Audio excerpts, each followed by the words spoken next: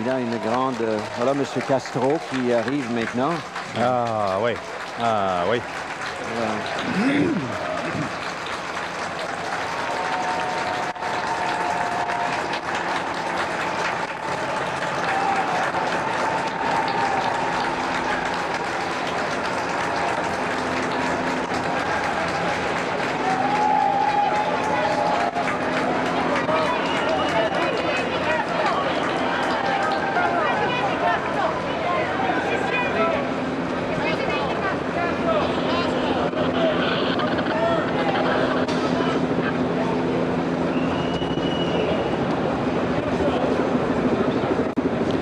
Vous avez vu les gorilles autour de lui.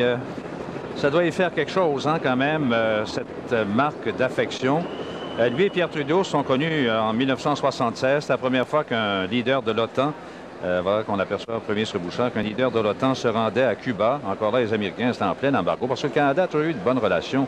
Premier ministre Monjournée derrière, qui suit avec Mila. Castro a été éduqué par des jésuites également, comme Pierre Trudeau. Ils sont revus par la suite. Ils sont revus par la suite et ils ont gardé des contacts fréquents parce qu'un des amis personnels de M. Trudeau, qui est bien connu, le sénateur Hébert, passe beaucoup de temps dans l'île de Cuba. C'est sa Floride à lui, c'est là où il prend ses vacances et il garde un contact continu avec M. Castro.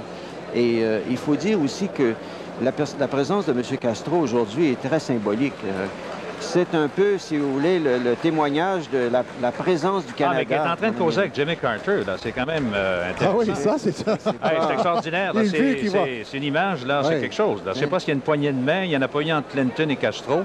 Est-ce qu'il y en a une entre Carter et Castro? Ça, c'est vraiment exceptionnel, ce que vous voyez. Oui. Oh, ça, c'est dans les annales. Oui. Alors, M. Trudeau serait heureux de voir ça.